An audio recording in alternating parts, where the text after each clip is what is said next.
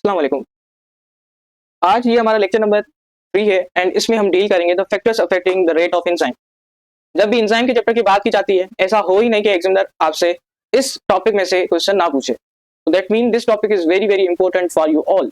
इस टॉपिक में से हर साल देखें तो आपसे एमसीक्यूज इस टॉपिक से पूछा जाता है।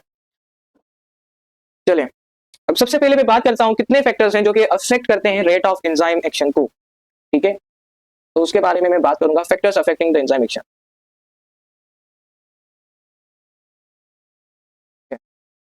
So factors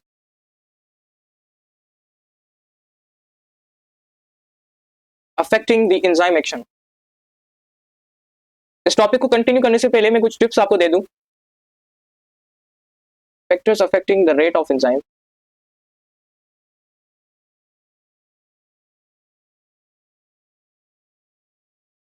अगर कुछ न्यू बच्चे देख रहे हैं तो उनको काइंडली रिक्वेस्ट है कि इस चैनल को सब्सक्राइब करें और शेयर करें।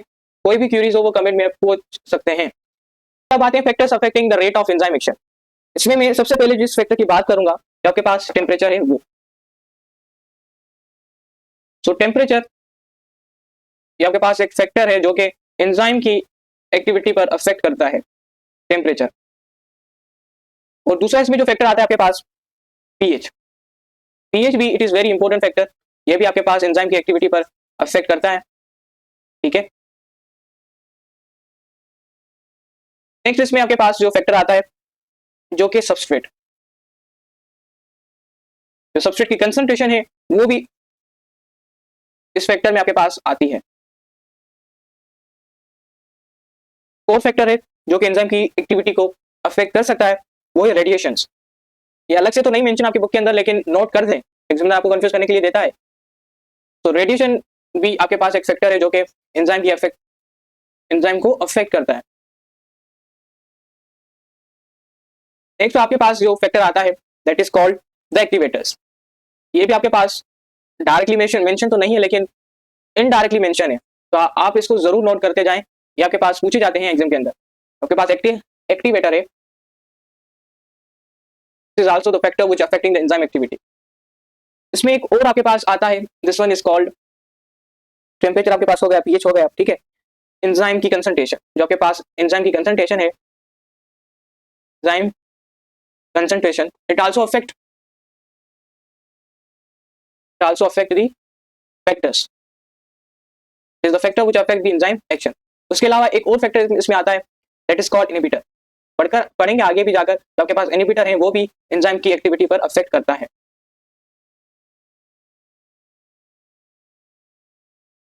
इसमें एक और फैक्टर मेंशन की जाती है आपकी, जो आपके पास एंड प्रोडक्ट होता है। हम पढ़कर आए पीछे, आपको याद हो फीडबैक इनहिबिशन में, तो एंड प्रोडक्ट हमने वहां पर देखा था कि कैसे अफेक्ट करता है आपकी एंजाइम एक्टिविटी को, तो वो भी मैंने यहाँ पर मेंशन कर देता हूँ। ये फैक्टर्स हैं जो कि एंजाइम की एक्टिविटी को अफेक्ट करते हैं, इन फैक्टर को जरूर नोट करें। इसमें से कुछ फैक्टर आपके टेक्स्ट बुक के अंदर है और कुछ नहीं है। जो कुछ नहीं है वो आपके पास कॉन्सेप्ट है, जो मैंने यहाँ पर आपको मेंशन कर दिया, रेडिएशंस, इवन आपके पास एक्टिवेटर्स, उसके अलावा एंजाइम की कंसंट्रेशन, एंड देन आपके पास इनहिबिटर्स। ये सारे फैक्टर्स हैं जो कि एंजाइम की एक्टिविटी पर अफेक्ट करते हैं। इनको बढ़ाएंगे, कम करेंगे, इंक्रीज करेंगे, देन एंजाइम पर फर्क पड़ेगा। अब आए इनको डील करते हैं डिटेल के साथ। ठीक है, इसमें जो आपके पास फर्स्ट है, जो सिंध के टेक्स्ट बुक में कुछ एडिशनल चीजें हैं, तो वो मैं सबसे पहले यहाँ पर डील करूंगा, ताकि जो दूसरे प्रोविंस के बच्चे हैं वो इन चीजों को नोट करते हैं।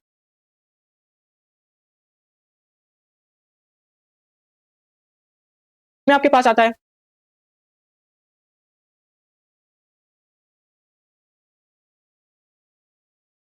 फर्स्ट बात, इसमें जो आपके पास आती है एंजाइम के फंक्शन से रिलेटेड। आपसे पूछा जाता है एग्जाम के अंदर कि बेटे बताओ जो एलोस्टेरिक एक्टिवेटर्स है वो इंक्रीज करते हैं एंजाइम की जो एक्टिव साइट है उसके फंक्शन को, या डिक्रीज करते हैं। तो एलोस्टेरिक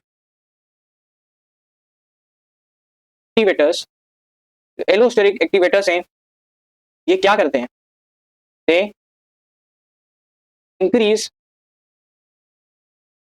एक्टिविटी, या आप इसको फंक्शन कहें, एक्टिविटी और फंक्शन ऑफ एक्टिव साइट। ये आपके पास जो एक्टिव साइट है एंजाइम की, उसकी एक्टिविटी या उसके फंक्शन को इंक्रीज करते हैं। ठीक है, ये न्यू टेक्स्ट बुक के सन के अंदर वहां पर मेंशन की गई है और बाकी किसी भी प्रोविंस में मेंशन नहीं है। और इसमें से कुछ और भी एडिशनल चीजें एलोस एक्टिवेटर से रिलेटेड, वो भी मैं यहाँ पर डील करता जाऊंगा। They do not covalently bonded, so it is reversible। जो आपके पास ये एलोस एक्टिवेटर्स है वो कोवेलेंटली बॉन्ड नहीं बनाते, तो इसी वजह से ये क्या होते हैं, रिवर्सिबल होते हैं। उसके अलावा इसमें कुछ और भी चीजें आती हैं जो आपके पास एक्टिवेटर्स हैं।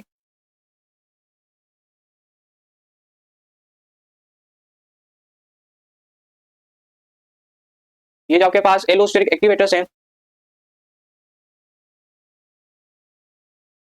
Can be influence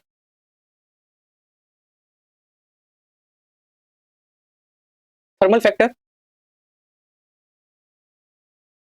and concentration of substrate. ये दोनों फैक्टर के तौर पर आप इसको याद कर ले, जो आपके पास थर्मल फैक्टर्स हैं, उसके अलावा जो कंसंट्रेशन है सबस्ट्रेट की, ये दोनों आपके पास इस एलोस्टेरिक एक्टिवेटर पर इन्फ्लुएंस करते हैं, ठीक है, अफेक्ट कर सकते हैं अगर आप इनको चेंज करोगे। अब इसमें सबसे पहले मैं बात करता हूँ फैक्टर्स के बारे में, ठीक है, फैक्टर्स के बारे में मैं बात करता हूँ। अब आपके पास फर्स्ट फैक्टर इसमें आपके पास आता है, that is called enzyme concentration. जो आपके पास एंजाइम कंसंट्रेशन है, it is the first factor जिसको हम डील करेंगे आज।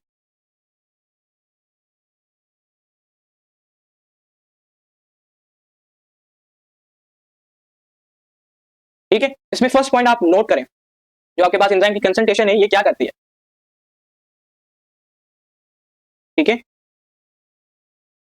सबसे पहले जो आपके पास रिएक्शन का रेट होता है, the rate of reaction, it is directly proportional to the amount of enzyme present,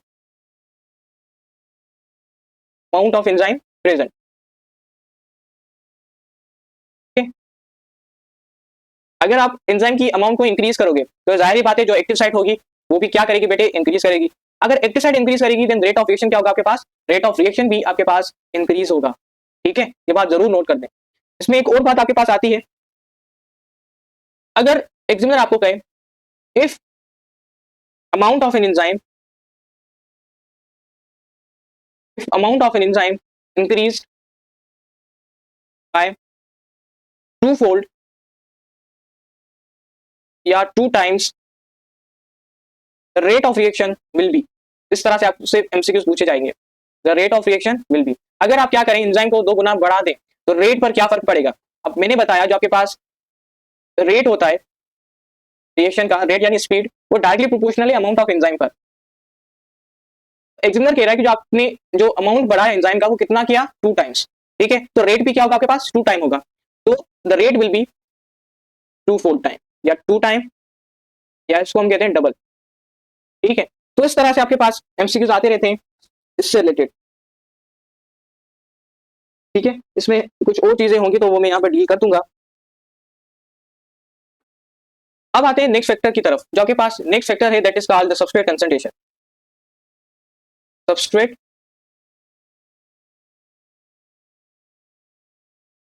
concentration.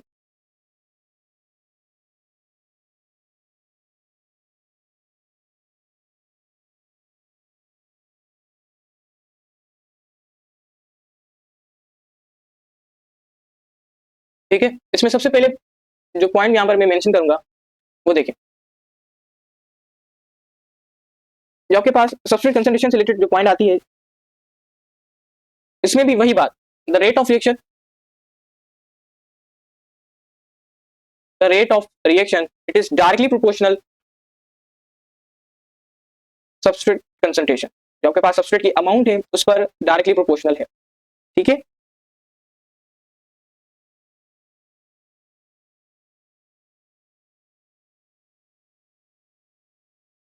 अगर आपके पास एंजाइम की एक्टिव साइट अवेलेबल है देन आपके पास जो सबस्ट्रेट की कंसंट्रेशन होगी it is directly proportional to the rate of reaction. अगर आप सबस्ट्रेट की कंसंट्रेशन को बेटे इंक्रीज करोगे देन आपके पास जो रेट ऑफ रिएक्शन होगी वो भी इंक्रीज होगी, लाइक हमने जिस तरह ऊपर डील कर आए हैं, ठीक है। अगर आप रेट ऑफ रिएक्शन को इंक्रीज कैसे कर सकते हैं, अगर आपके पास एक्टिव साइट है, एक्टिव साइट है आपके पास, देन सबस्ट्रेट कंसंट्रेशन को इंक्रीज करने से आपके पास जो रेट ऑफ रिएक्शन होगा वो भी इंक्रीज होगा। लेकिन यहां तक एक बात और भी नोट कर लें,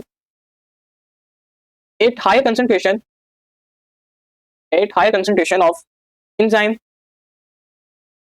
increase in substrate concentration increases the rate of reaction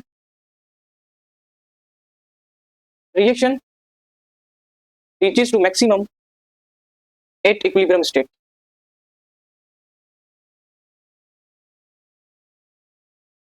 ठीक है, आपकी थी सेकंड नंबर पॉइंट। जो आपके पास हायर कंसंट्रेशन है किसी भी एंजाइम की, अगर आप एंजाइम की कंसंट्रेशन को क्या करते हो, इंक्रीज करते हो, ठीक है, तो सबस्ट्रेट की कंसंट्रेशन क्या करेगी, इंक्रीज करेगी। अगर सबस्ट्रेट की कंसंट्रेशन इंक्रीज करेगी तो रेट ऑफ रिएक्शन क्या होगा, वो भी इंक्रीज करेगा, ठीक है, और रिएक्शन अपनी वैल्यू के मैक्सिमम जाकर पहुंचेगा किस साइड पर, इक्विलिब्रियम स्टेट पर, ठीक है, ये बात नोट कर दें। इसमें एक और पॉइंट भी आती है, when all active sites are occupied and no more available,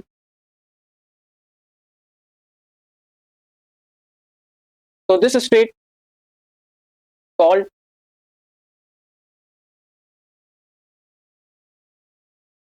point of saturation.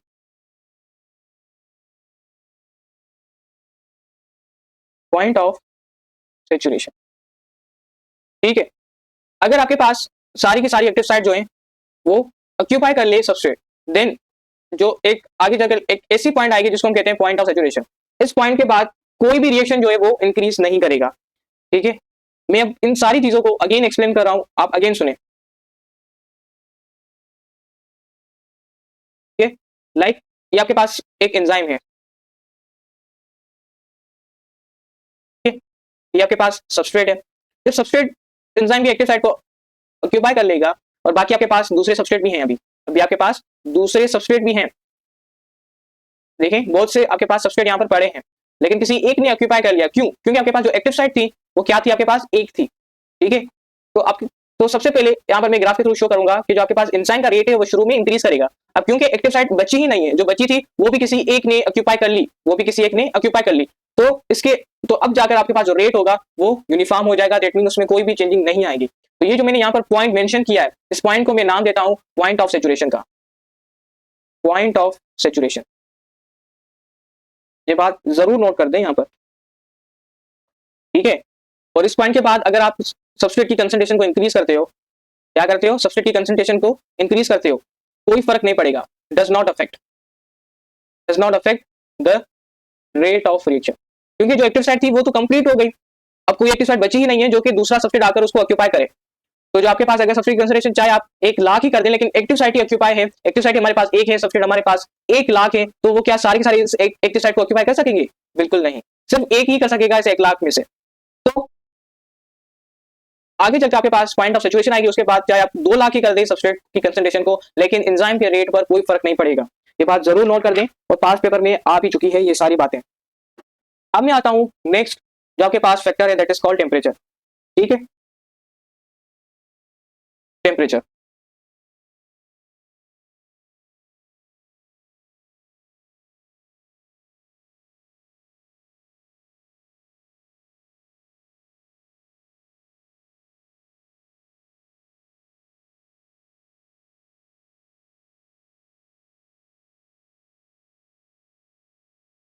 Temperature में मैं सबसे पहले बात करता हूं, एक टर्म आती है जिसको हम कहते हैं ऑप्टिमम टेम्परेचर। क्या बेटे, ऑप्टिमम टेम्परेचर।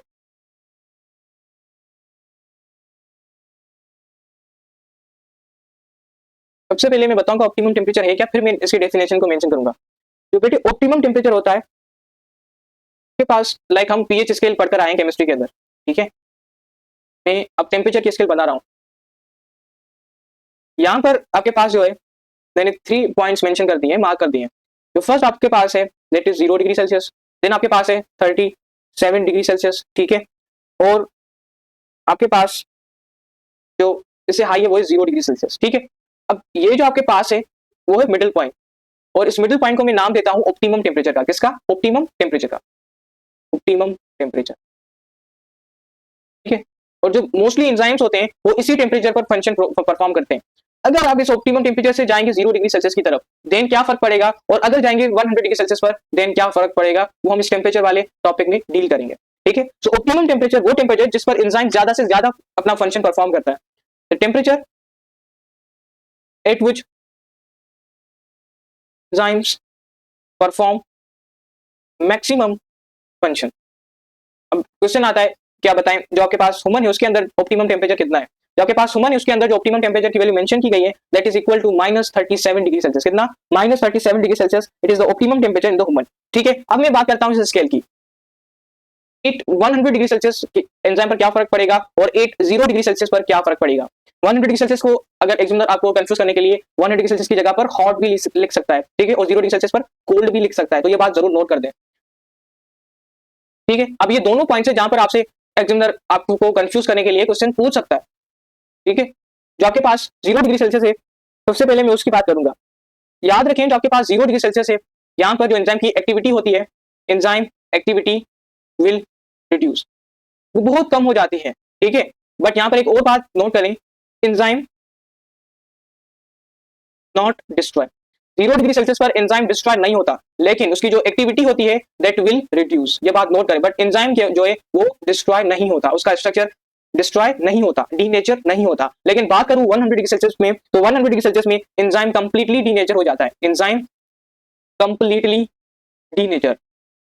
डीनेचर की बात करूं तो डीनेचर मींस डिस्ट्रॉय। ठीक है, ये पॉइंट्स थी जो कि आपसे कॉन्सेप्ट के तौर पर पूछी जाती हैं, और इवन ये सारी पॉइंट्स जो है आपके पास that will and is comes in your MDCAT.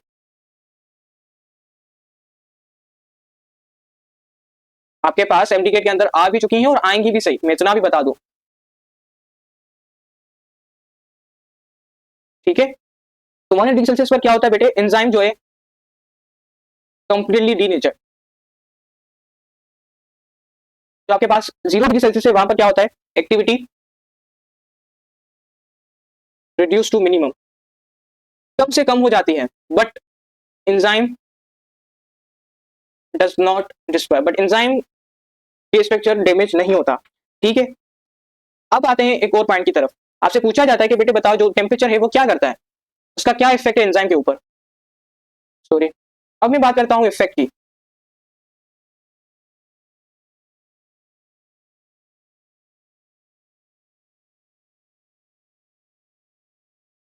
अगर आप किसी भी एंजाइम को हीट देंगे, अगर आप किसी भी एंजाइम को हीट दोगे, ठीक है, टेम्परेचर दोगे, तो आप उसकी हीट को क्या करते हैं, इंक्रीज करते हैं, आप उसको ज्यादा हीट देते हैं, ठीक है, टेम्परेचर देते हैं, तो क्या होता है उसके अंदर जो काइनेटिक एनर्जी है एंजाइम के अंदर वो इंक्रीज हो जाती है। अब जब काइनेटिक एनर्जी इंक्रीज होगी देन आपके पास क्या होगा, देन आपके पास एक्टिवेशन एनर्जी होगी, वो भी आपके पास इंक्रीज होगी। ठीक है, इसी तरह आपके पास जाकर कोलिजन इंक्रीज करेंगी। ठीक है, कोलिजन भी आपके पास इंक्रीज करेंगी, तो ये चीज जो है वो आप नोट कर दें, एग्जाम के अंदर रिलेशन बनाकर आपसे पूछी जाती है। अब सिंध के अंदर कुछ और एडिशनल चीजें हैं जो कि किसी भी प्रोविंस की बुक में नहीं है, लेकिन केपीके के अंदर भी नहीं है, बट पंजाब के अंदर एवं फेडरल के अंदर भी आ चुकी हैं, इस वजह से मैं इन पॉइंट्स को डील करूंगा। बात आती है ऑप्टिमम टेम्परेचर के बाद हाई टेम्परेचर की, लेकिन उससे पहले जो केपीके के अंदर और even Punjab federal text book and Balochistan वाले वो इस पॉइंट को नोट कर दें, सिंध वाले भी नोट कर दें, लेकिन जो आपके पास अगर आप इंक्रीज करोगे 10 degree Celsius, 10 degree Celsius in temperature double the rate of reaction. ये बात नोट कर दें, अगर आप 10 डिग्री सेल्सियस टेम्परेचर राइज लाते हैं, 10 डिग्री सेल्सियस टेम्परेचर को बढ़ाते हैं, देन जो आपके पास रेट ऑफ रिएक्शन होगा वो डबल होगा। ठीक है, इसी तरह एग्जामिनर आपसे पूछे बताओ अगर कोई रिएक्शन है उसके अंदर एंजाइम्स हैं, ठीक है, अब एंजाइम्स का टेम्परेचर 10 डिग्री सेल्सियस के हमने बढ़ाया कितना, 20 डिग्री सेल्सियस, तो चेंज कितना आया टेम्परेचर का, 20 minus 10, 10 degree Celsius, 10 degree Celsius change आया, कितना आया, 10 डिग्री सेल्सियस चेंज आया। जब भी मैंने बात की, जब आपके पास जो इंक्रीज आए टेम्परेचर के अंदर 10 डिग्री सेल्सियस आए, तो आपके पास जो रेट होगा वो क्या होगा, डबल होगा, तो rate will be the double. अगर आपसे कहे कि बताओ 10 डिग्री सेल्सियस से आपके पास हुआ 40 डिग्री सेल्सियस, देन चेंज कितना आया, 40 minus 10 is equal to 30 degree Celsius. अब 30 में देखें 10 प्लस 10 प्लस 10, दैट मीन जो आपके पास चेंज आया है वो 30 का है, पर डिस्कस करते हैं। अब आते हैं नेक्स्ट टॉपिक की तरफ, that fourth number that is called pH.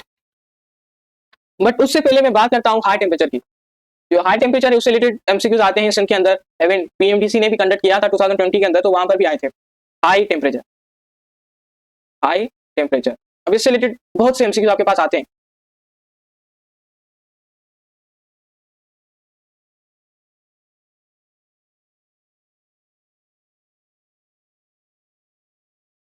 वैसे मैं जब फर्स्ट पॉइंट यहाँ पर डील करूंगा, ठीक है, हाई टेम्परेचर से रिलेटेड। तो आपके पास हाई टेम्परेचर ये क्या करता है, ये आपके पास इंक्रीज करता है रैंडम वाइब्रेशन को, it increases the random vibration, जो आपके पास एंजाइम के अंदर वाइब्रेशन होती है रैंडम उनको इंक्रीज करता है। ठीक है, मैं इसको रिमूव कर दूं यहाँ से।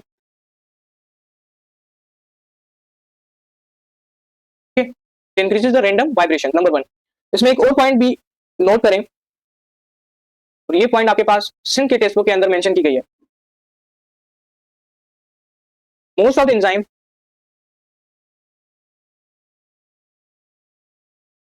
high concentration,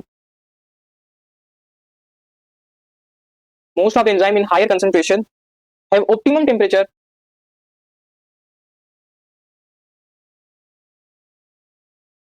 between 25 to 42 degree Celsius. तो आपके पास मोस्टली एंजाइम्स होते हैं हायर कंसंट्रेशन के अंदर, उनके पास जो ऑप्टिमम टेम्परेचर होता है वो कितना होता है, 25 टू 42 डिग्री सेल्सियस। ये बात सिर्फ और सिर्फ सिंक की टेक्स्ट बुक के अंदर मेंशन की गई है। ठीक है, और एक और बात आती है जो कि आपके पास है, the bacterias living in hot spring. आपके पास जो हॉट स्प्रिंग होते हैं उनमें रहते हैं, उन बैक्टीरियाज को हम क्या नाम देते हैं। ये एमसीक्यूज आ भी चुका है, पंजाब के अंदर यूएचएस ने कंडक्ट करता था तो वो देता था, इवन आपके पास सिंध के अंदर भी आया हुआ है पास पेपर के अंदर, बाकी जितनी कंडक्टिंग बॉडीज है उन्होंने भी दिया था। दैट मीन ये एमसीक्यूज आपके पास है, it is very important and chances है कि इस साल भी आपसे पूछा जाए। सो जो बैक्टीरिया लीव करता है हॉट स्प्रिंग के अंदर, हम उस बैक्टीरिया को क्या नाम देते हैं, तो व्हाट वी कॉल, हम उसको कहते हैं थर्मोफिलिक बैक्टीरिया। थर्मोफिलिक बैक्टीरिया, ये चीज जरूर नोट कर दें, हम उसको नाम क्या देते हैं, थर्मोफिलिक बैक्टीरिया।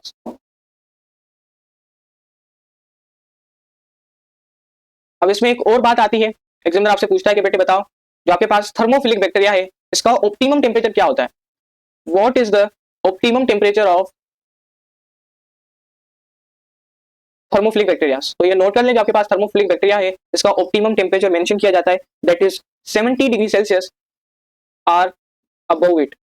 70 डिग्री सेल्सियस या उससे ज्यादा होता है इसका ऑप्टिमम टेम्परेचर। ठीक है, और एक और बात आती है यहाँ पर, ठीक है,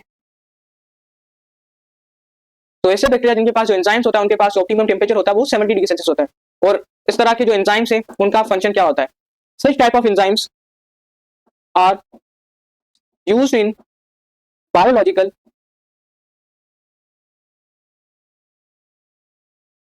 वॉशिंग पाउडर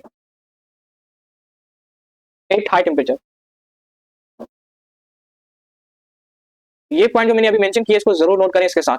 जो आपके पास थर्मोफिलिक बैक्टीरिया के पास जो एंजाइम्स हैं उनके पास जो ऑप्टिमम टेम्परेचर है वो कितना है, 70 डिग्री सेल्सियस या अबव इट। और इस तरह के जो एंजाइम्स होते हैं, ठीक है, इनके पास जो ये एंजाइम्स कहां पर यूज होते हैं, ये एंजाइम आपके पास यूज होते हैं बायोलॉजिकल वॉशिंग पाउडर में, किस टेम्परेचर पर, हाई टेम्परेचर पर ये यूज होते हैं। ठीक है, ये बात हुई आपके पास हाई टेम्परेचर से रिलेटेड।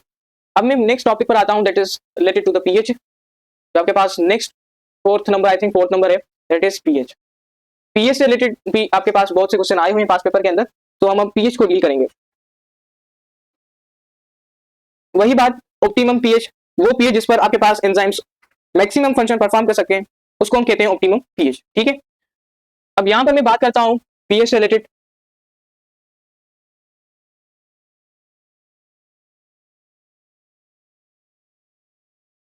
अगर आपके पास कोई भी एंजाइम है,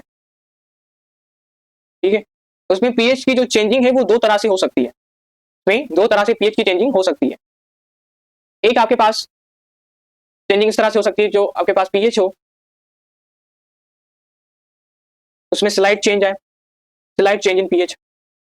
स्लाइड का मतलब होता है कम, थोड़ा सा चेंज आए पीएच के अंदर, स्लाइड चेंज इन पीएच। और एक चेंजिंग इस तरह से हो सकती है कि उसके अंदर एक्सट्रीम चेंजिंग है, मतलब ज्यादा चेंजिंग है, एक्सट्रीम चेंज इन पीएच। अब इन दोनों से रिलेटेड आपसे एमसीक्यूज पूछे जाते हैं एग्जाम के अंदर, तो हम इन दोनों को यहाँ पर डिस्कस करेंगे। सबसे पहले मैं बात करता हूँ स्लाइड चेंज इन पीएच की। नंबर 1 पॉइंट, जब आपके पास स्लाइड चेंज होता है कि इंसान के पीएच में, उससे क्या फर्क पड़ता है। जब भी एंजाइम में स्लाइड थोड़ा सा चेंज आए पीएच के अंदर, ये बात नोट करें, जो एंजाइम की एक्टिव साइड में जो अमाइनो एसिड्स होते हैं वो आयोनाइज हो जाते हैं, वो क्या हो जाते हैं, आयोनाइज हो जाते हैं, अपने आयंस में ब्रेक हो जाते हैं। ठीक है, नंबर 1। और उसके अलावा सबस्ट्रेट भी आपके पास क्या हो जाता है, आयोनाइज हो सकता है। ठीक है, ये बात जरूर नोट कर दें। अगर थोड़ी सी चेंजिंग आई पीएच में तो क्या होगा, change in ionisation of amino acid at active site. ठीक है, उसके अलावा change in the ionisation of substrate. जो आपके पास सबस्ट्रेट है वो भी क्या हो जाएगा, आयोनाइज। जो बच्चे बेखबर हैं आयोनाइजेशन से, फर्स्ट चैप्टर बायोलॉजिकल मॉलिक्यूल, वहां पर फर्स्ट लेक्चर जो हुआ था आपके पास, वहां पर मैं डील कर आया हूँ वाटर की आयोनाइजेशन। आयोनाइजेशन का बेसिक मतलब होता है ब्रेक डाउन इन, ठीक है, क्योंकि अमाइनो एसिड आप सबको पता है कि चार्ज मॉलिक्यूल्स होते हैं। ठीक है, आपके पास क्या होते हैं, चार्ज मॉलिक्यूल्स होते हैं। यहाँ पर देखें तो डिफरेंट डिफरेंट ग्रुप्स होते हैं। ये जो आपके पास होता है कार्बोक्सिलिक ग्रुप होता है, या आपके पास अमोनिया ग्रुप होता है, इन दोनों पर चार्जेस होती है। ठीक है, अगर आप क्या करें एंजाइम की पीएच में थोड़ी सी चेंजिंग लाएं तो आपके पास ये आयोनाइज हो जाएंगे, ये अपने आयंस के अंदर क्या हो जाएंगे, टूट जाएंगे। इसी तरह आपके पास ना सिर्फ ये अमाइनो एसिड टूटेंगे जो कि एक्टिव साइट में, बल्कि जो सबस्ट्रेट होगा वो भी क्या होगा, आयोनाइज हो जाएगा। अब आते हैं एक्सट्रीम चेंज इन पीएच की तरफ। ठीक है, इसमें से जो फर्स्ट पॉइंट में यहाँ पर डील करूंगा एक्सट्रीम चेंज इन पीएच में क्या होगा। इससे जो एक्सट्रीम चेंज आएगा एंजाइम के अंदर पीएच में, वो क्या करेगा, वो ब्रेक करेगा किसको, एंजाइम को नहीं, जो एंजाइम के अंदर बॉन्ड है उनको ब्रेक करेगा। It break the bond in enzymes. ठीक है, जो आपके पास एंजाइम है उनके अंदर बॉन्ड को ब्रेक करेगा, जिसकी वजह से क्या होगा, एंजाइम डीनेचर हो जाएगा, एंजाइम डिस्ट्रॉय हो जाएगा। बस एक्सट्रीम चेंज में बस यही कुछ पॉइंट्स आती रहती हैं। अब मैं आता हूँ नेक्स्ट पॉइंट की तरफ। सॉरी, बस इसमें यही कुछ पॉइंट्स थी जो मुझे यहाँ पर ऐड करनी थी, लेकिन अगर कुछ एडिशनल पॉइंट्स हैं तो वो भी मैं आपको यहीं पर क्लियर कर दूं। तो ये जो एडिशनल पॉइंट्स आती रहती हैं वो आती हैं सिंध की टेक्स्ट बुक के अंदर। ठीक है, सिंध की टेक्स्ट बुक के अंदर एडिशनल चीजें मेंशन की गई हैं, तो वो मैं यहाँ पर नीचे एक्सप्लेन कर दूं। बात आती है रेडिएशन की।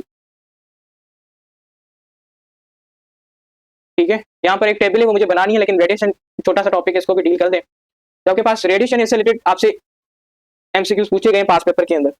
ठीक है, जो आपके पास हाई एनर्जी रेज है, हाई एनर्जी जो आपके पास रेज होती हैं, लाइक आपके पास गामा रेज है, ठीक है, आपके पास एक्स रेज है, आपके पास अल्फा रेज है, आपके पास बीटा रेज है। ठीक है, ये क्या करती हैं, ये चेंज करती हैं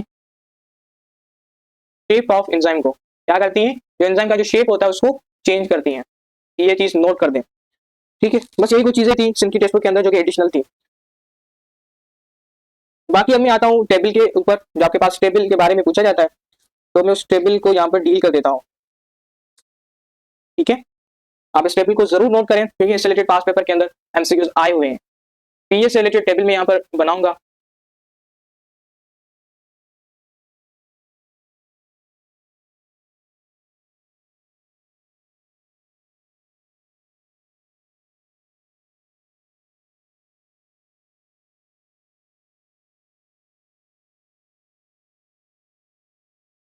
हाँ, सिर्फ मैं इस टेबल में पीएच मेंशन करूंगा, लेकिन पीएच के साथ जो फंक्शन है उस एंजाइम का वो भी मैं यहीं पर डील करूंगा। ठीक है, ताकि आपसे अगर एग्जामिनर पूछे फंक्शन तो आप उस फंक्शन को इजीली बता सकें।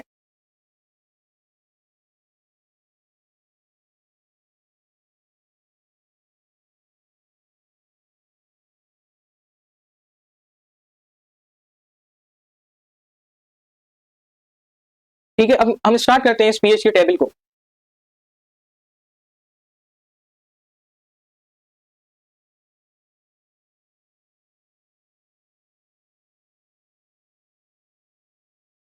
टेबल में पास पेपर आए हुए हैं। पास पेपर में देखें तो पास पेपर में से क्वेश्चन आए हुए हैं। सबसे पहले मैं बात करूंगा एंजाइम की। ठीक है, उसके बाद उसका फंक्शन क्या है वो, ताकि फंक्शन भी पता होना चाहिए, देन पीएच की। सबसे पहले जो एंजाइम इसमें आता है उसको हम नाम देते हैं पेप्सिन का। क्या नाम देते हैं, पेप्सिन का। अब पेप्सिन क्या काम करता है पढ़ेंगे डिटेल के साथ, इसमें पढ़ेंगे आपके पास जो डाइजेशन वाला चैप्टर होगा स्टमक के अंदर, वहां पर डील करेंगे। लेकिन यहाँ पर फंक्शन के तौर पर याद रखें ये डाइजेशन करता है प्रोटीन की। डाइजेशन करता है किसकी, प्रोटीन की। पीएच के बारे में पूछता है, पीएच बताओ इसकी, तो इसमें जो पीएच आती है आपके पास, तो पीएच आती है 1.4। ठीक है, पेप्सिन के बाद नेक्स्ट जो आपके पास है दैट इज कॉल्ड, चलिए सलाइवरी अमाइलेज करते हैं। सलाइवरी अमाइलेज, सलाइवरी अमाइलेज की जो फंक्शन होता है ये क्या करता है, ये डाइजेशन करता है कार्बोहाइड्रेट को, डाइजेशन ऑफ कार्बोहाइड्रेट्स। तो इसकी जो पीएच मेंशन की जाती है, इसकी पीएच मेंशन की जाती है दैट इज अराउंड 6.80, 6.80। उसके बाद इसमें मैं बात करता हूँ सुक्रेज की। सुक्रेज हम डील कर आए हैं। सुक्रेज का जो फंक्शन होता है दैट ये क्या करता है, ये डाइजेस्ट करता है, डाइजेस्ट नहीं करता बल्कि हाइड्रोलिसिस करता है। डाइजेशन में और हाइड्रोलिसिस में फर्क है। ठीक है, हाइड्रोलिसिस इसकी ऑफ नाम से देखें सुक्रोज, इसमें जो पीएच मेंशन की जाती है दैट पीएच इज 4.50 4.50। नेक्स्ट इसमें मैं बात करता हूं एंटीरोकाइनेज की। एंटीरोकाइनेज, अब इस एंटीरोकाइनेज की बात करूं तो ये क्या करता है, ये एक्टिवेशन करता है ट्रिप्सिनोजिन एंजाइम की, एक्टिवेशन करता है किसकी, ट्रिप्सिनोजिन की। ये बात नोट कर लें, जो आपके पास ट्रिप्सिनोजिन, ये जो आपके पास जिन आ रहा है, जिन जिन GEN जिन, इसका मतलब होता है इनएक्टिव, ठीक है, इनएक्टिव। तो वो एंजाइम जिसके अंदर, जिसके लास्ट में जिन आए GEN, दैट मीन वो अपनी इनएक्टिव फॉर्म में है, ठीक है। लाइक हम पढ़कर आए पीछे पेप्सिनोजिन, तो वहां पर देखें तो आपके पास एट द एंड आया है जिन, ठीक है। वही बात यहाँ पर भी क्या आ रहा है, जिन। तो ये क्या करता है, एक्टिवेशन करता है ट्रिप्सिनोजिन की, किसके अंदर, ट्रिप्सिन के अंदर। लेकिन वो यहाँ पर डील नहीं करेंगे, हम बात करेंगे अपने डाइजेशन वाले चैप्टर के अंदर। अच्छा, इसकी मैं पीएच की बात करूँ, इसकी पीएच है 5.50। अगेन नेक्स्ट आपके पास इसमें आता है केटालेज एंजाइम। केटालेज एंजाइम देखें, केटालेज क्या करता है, केटालेज जो है वो डाइजेशन या डिकम्पोजिशन करता है,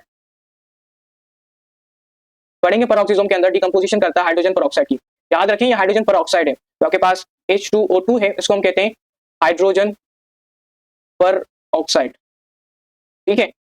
अच्छा, इसकी पीएच जो होती है आपके पास वो मेंशन की जाती है 7.60। नेक्स्ट इसमें मैं बात करता हूं काइमोट्रिप्सिन की। काइमोट्रिप्सिन की ये क्या करता है, ये इन्वॉल्व होता है, it involve in proteolysis. Proteolysis, अब प्रोटियो देखें तो प्रोटीन से रिलेटेड है, दैट मीन वो प्रोटीन की ब्रेकडाउन करता है। अच्छा, इसकी पीएच की बात करूं तो पीएच इसकी मेंशन की जाती है 7.0 से लेकर 8.0 समथिंग होती है, ठीक है। अब काइमोट्रिप्सिन के बाद हम आते हैं लाइपेज की तरफ, लेकिन ये जो लाइपेज में बात करूंगा वो बात करूंगा पेनक्रियाटिक की। तो पेनक्रियाटिक लाइपेज ये क्या करता है, इसका फंक्शन है हाइड्रोलिसिस करना फैट को, हाइड्रोलिसिस करना इसको फैट्स को। इसकी जो पीएच मेंशन की जाती है वो की जाती है 9, ठीक है। अच्छा, यहाँ पर एक और एंजाइम भी है, वो मैं नीचे यहाँ पर डील कर दूं। इसमें आपके पास एक और एंजाइम है जिसको हम कहते हैं आर्जिनेज। आर्जिनेज का फंक्शन क्या होता है, ये कैटालाइज करता है आर्जिनिन को यूरिया के अंदर, it catalysis arginine into urea. और ये कहाँ फंक्शन चलता है, ये चलता है यूरिया साइकिल के अंदर, जो कि लिवर में चलती है, ठीक है। होम्योस्टेसिस में आपने पढ़ा होगा एफएससी के अंदर, होम्योस्टेसिस चैप्टर है तो नहीं, लेकिन हम डील करेंगे एट द एंड, जब सिलेबस कवर हो जाए देन मे भी, क्योंकि पास पेपर में देखें तो आउट ऑफ सिलेबस आते रहते हैं इसमें से, ठीक है। ये आपके पास यहाँ पर टेबल एंड हुई। स्टेबल से एमसीक्यूज पूछा जाता है पेपर के अंदर, हर किसी स्टेबल को इग्नोर ना करें आप। स्टेबल को जितना आप रिवाइज करोगे उतना आपके लिए अच्छा होगा, आप उतना पेपर में अच्छे तरीके से परफॉर्म कर सकोगे क्वेश्चन को, ठीक है। ये बातें यहाँ पर क्लियर हुई, आप इन चीज़ों को रिवाइज करते रहें, और उसमें और कोई भी चीज़ नहीं है जो कि मैंने छोड़ी हो, ठीक है। बट यहाँ पर एक और एग्जामिनर आपसे कुछ चीज़ें डील करता है, वो मैं यहाँ पर आपको एक्सप्लेन करता हूँ, ठीक है। इसमें आपके पास आते हैं ग्राफ, ग्राफ से रिलेटेड बहुत से क्वेश्चन आते रहते हैं, तो मैं ग्राफ जरूर बनाऊंगा यहाँ पर नीचे। आपके पास जो टॉपिक थी, जितनी भी पॉइंट्स थी, टेम्परेचर से related, enzyme concentration, factor affecting, वो मैंने सारी ये बातें यहाँ पर एक्सप्लेन कर दी हैं। अब आता हूँ जो ग्राफ है, दैट इज वेरी इंपॉर्टेंट। इस साल जो पीएमडीसी है ना, बहुत सीरियस है, पेपर भी आपको अच्छा बनाकर देगा, ठीक है। अब मैं बात करता हूँ ग्राफ की। ग्राफ आपकी बुक की टेक्स्ट बुक के अंदर मेंशन किए गए हैं, सब बच्चे उस ग्राफ को जो है वो इग्नोर करते हैं विदाउट एनी रीजन। वो समझते हैं कि इस ग्राफ में से सिर्फ फिजिक्स में ही आपके पास एमसीक्यू आ सकते हैं, बायो में नहीं आ सकते। ऐसी नई बात नहीं है, बायो में भी आ सकते हैं। अच्छा खिलाड़ी वो होता है जो हर चीज को अपने पास रखे, जो हर चीज समझे, ठीक है। सबसे पहले मैं बात करता हूं यहाँ पर टेम्परेचर की, टेम्परेचर, देन मैं बात करूंगा पीएच की, एंड देन मैं बात करूंगा एंजाइम की कंसंट्रेशन की,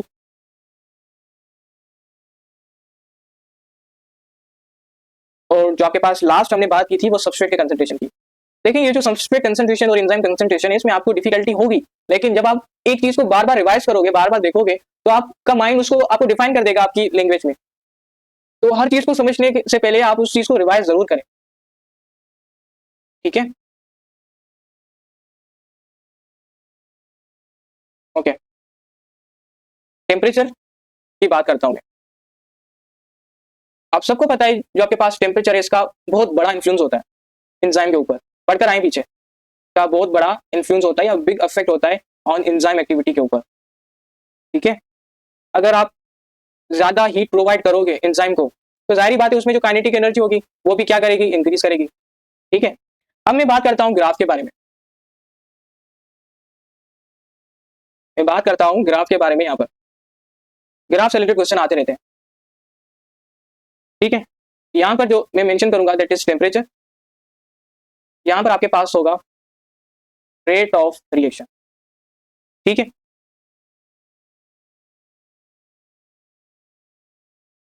चलें, मैं पता है जब भी हम एंजाइम को टेम्परेचर हीट देते हैं तो रेट ऑफ रिएक्शन क्या करता है बेटे, इंक्रीज करता है।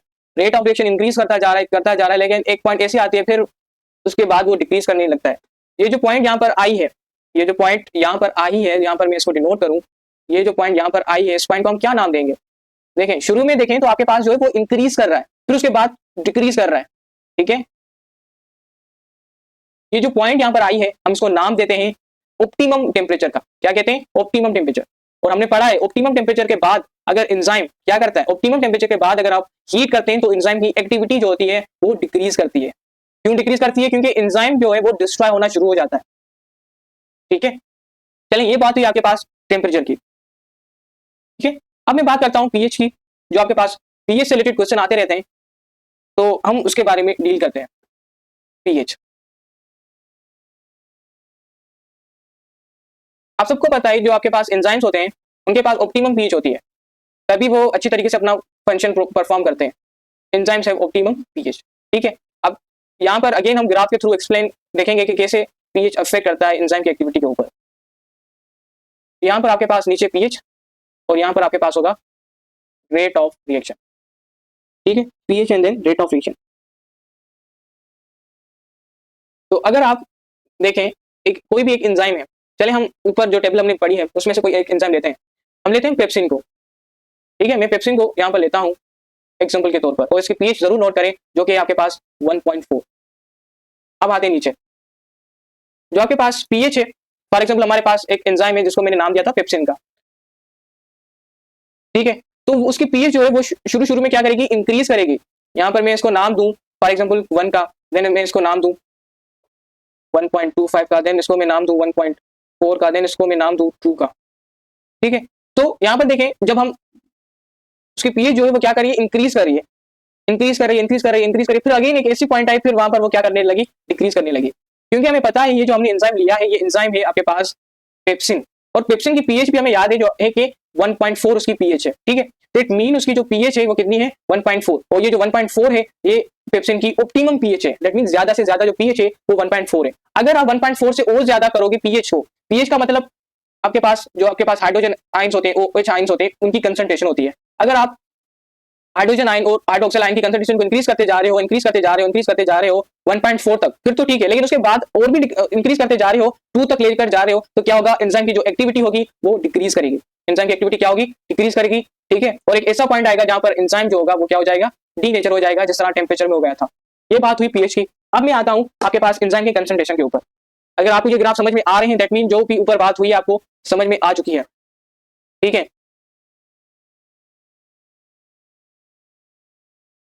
अब मैं बात करता हूं एंजाइम के कंसंट्रेशन की। ठीक है, एंजाइम के कंसंट्रेशन की बात करता हूं मैं।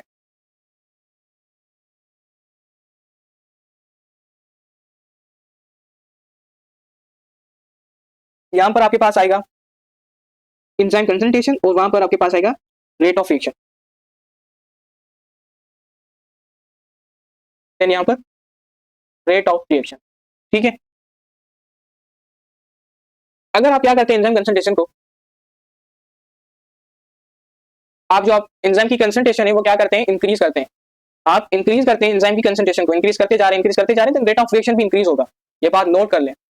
अगेन मैं बता दूं, अगर आप क्या करें एंजाइम की कंसंट्रेशन को इंक्रीज कर रहे हो, देन रेट ऑफ रिएक्शन भी आपके पास इंक्रीज होगा। ठीक है, रेट ऑफ रिएक्शन भी आपके पास क्या होगा, इंक्रीज होगा। यहाँ पर अगर 1 है तो यहाँ पर होगा 5। ठीक है, अगर आप एंजाइम की कंसंट्रेशन को इंक्रीज कर रहे हो, लेकिन यहाँ पर एक पॉइंट याद रखें, अगर आपके पास, ये तभी बात मैं कर रहा हूं जब आपके पास जो सबस्ट्रेट है वो क्या है, सबस्ट्रेट अनलिमिटेड हो। अगर सबस्ट्रेट अनलिमिटेड है देन ये बात आपके पास जो होगी वो करेक्ट समझी जाएगी। सबस्ट्रेट अनलिमिटेड है, एंजाइम की कंसंट्रेशन को इंक्रीज कर रहे हो, देन रेट ऑफ रिएक्शन भी आपके पास लीनियरली देखें, ये आपके पास जो है वो लीनियरली इंक्रीज कर रहा है। लेकिन एग्जामिनर कहे बेटे सबस्ट्रेट लिमिटेड है, सबस्ट्रेट की अनलिमिटेड की बात ना करो हमसे। सबस्ट्रेट जो है आपके पास वो क्या है, सबस्ट्रेट आपके पास है लिमिटेड। अगर सबस्ट्रेट आपके पास क्या हो, लिमिटेड हो, देन आपके पास एक ऐसी पॉइंट आती है जहां पर वो स्ट्रेट लाइन में मूव करना स्टार्ट कर देता है। ये तब करता है जब आपके पास सबस्ट्रेट क्या हो, लिमिटेड हो। सबस्ट्रेट लिमिटेड है, लाइक आपके पास फॉर एग्जांपल शुरू में सबस्ट्रेट हमारे पास इन्फिनिटी थे, ठीक है, एंजाइम की कंसंट्रेशन जो थी वो मैंने 5 रखी, तो रेट कितना बड़ा आपके पास, जो रेट बड़ा रिएक्शन का वो बड़ा 5 टाइम, ठीक है। अगर मैं सबस्ट्रेट की कंसंट्रेशन कितनी रखूं, वो मैं रखूं फॉर एग्जांपल मैं रखता हूं 3, ठीक है, और एंजाइम की कंसंट्रेशन कितनी है, एंजाइम की कंसंट्रेशन अगेन 5, तो रेट कितना बढ़ेगा। अब देखें आपके पास एंजाइम जो है वो कितने हैं, एंजाइम आपके पास जो है वो 5 है। ये मैं जस्ट आपको एक्सप्लेन करने के लिए बता रहा हूं, ठीक है। एंजाइम आपके पास कितने, एंजाइम आपके पास है 5। अब सबस्ट्रेट कितने हैं, 3 है, तो 1 2 3, 2 एंजाइम बच गए। अब आप चाहे इस एंजाइम की कंसंट्रेशन को और भी ज्यादा कर लो, क्योंकि सबस्ट्रेट हमारे पास कम है। अगर सबस्ट्रेट कम होंगे देन इन एंजाइम का क्या फायदा होगा, देन रेट आपके पास उतना ही बढ़ेगा जितना एंजाइम ने सबस्ट्रेट को कंज्यूम किया होगा, ठीक है। दैट मीन अगर आपके पास एंजाइम जितने भी हो उससे कोई फर्क नहीं पड़ता, फर्क पड़ता है सबस्ट्रेट की कंसंट्रेशन के ऊपर। अगर सबस्ट्रेट आपके पास क्या है, सबस्ट्रेट आपके पास अनलिमिटेड है, बहुत से, ठीक है, देन आप अगर एंजाइम की कंसंट्रेशन को इंक्रीज करना चाह रहे हो, rate of reaction definitely increase करेगा। लेकिन सबस्ट्रेट की कंसंट्रेशन ही कम है, एंजाइम की कंसंट्रेशन को चाहे जितना भी बढ़ा ले, रेट ऑफ रिएक्शन नहीं बढ़ेगा। एक ऐसी पॉइंट आएगी जिसके बाद रेट ऑफ रिएक्शन नहीं बढ़ेगा अगर आपके पास सबस्ट्रेट जो है वो लिमिटेड है। ये 2 केसेस थे जो मैंने यहाँ पर आपको एक्सप्लेन कर दिए हैं, ठीक है। अब आते हैं सबस्ट्रेट कंसंट्रेशन के ऊपर, तो बात मैंने यहाँ पर कर दी है, लेकिन अगेन आपको एक्सप्लेन करने के लिए यहाँ पर बना रहा हूँ ग्राफ ताकि आप देखें, ठीक है। यहाँ पर आपके पास होगा सबस्ट्रेट कंसंट्रेशन, यहाँ पर आपके पास है rate of reaction, rate of reaction,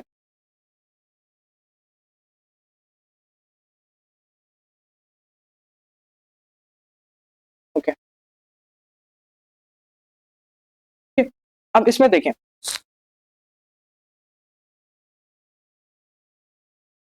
यहाँ पर अगर आप क्या करते हो, सबस्ट्रेट की कंसंट्रेशन को इंक्रीज करते हो, ठीक है, रेट ऑफ रिएक्शन इंक्रीज होगा, इंक्रीज होता जाएगा, ठीक है। लेकिन आप क्या करते हो, सबस्ट्रेट की कंसंट्रेशन को इंक्रीज करते हो, लेकिन उसके बाद रेट ऑफ रिएक्शन इंक्रीज नहीं होता, तो ये कौन सा केसेस हुआ, ठीक है। बात करेंगे इस केसेस के बारे में, ठीक है।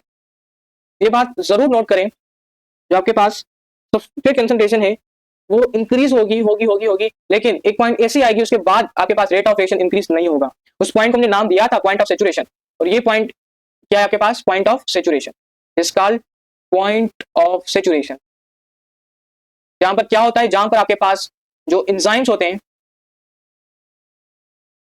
ये बात नोट कर ले, all enzymes consume, all enzymes use are consume, जितने भी एंजाइम थे वो क्या हो गए, कंज्यूम हो गए, जितने भी एंजाइम थे आपके पास वो क्या हो गए, कंज्यूम हो गए। अब जितना आपके पास सबस्ट्रेट कंसंट्रेशन बढ़ाओगे उससे कोई फर्क नहीं पड़ेगा, ठीक है। वही बात जो मैंने यहाँ पर डील की है, इसको इन्वर्ट कर दें। आपके पास जो एंजाइम है वो कितने हैं, आपके पास जो एंजाइम है, अगर फॉर एग्जांपल आपके पास एंजाइम इन्फिनिटी है, अगर आपके पास एंजाइम इन्फिनिटी है, सबस्ट्रेट की कंसंट्रेशन को बढ़ाओ बढ़ाओ बढ़ाओ, रेट भी आपके पास बढ़ता जाएगा, क्योंकि एंजाइम हमारे पास इतने हैं जो कि खत्म होने का नाम ही नहीं ले रहे।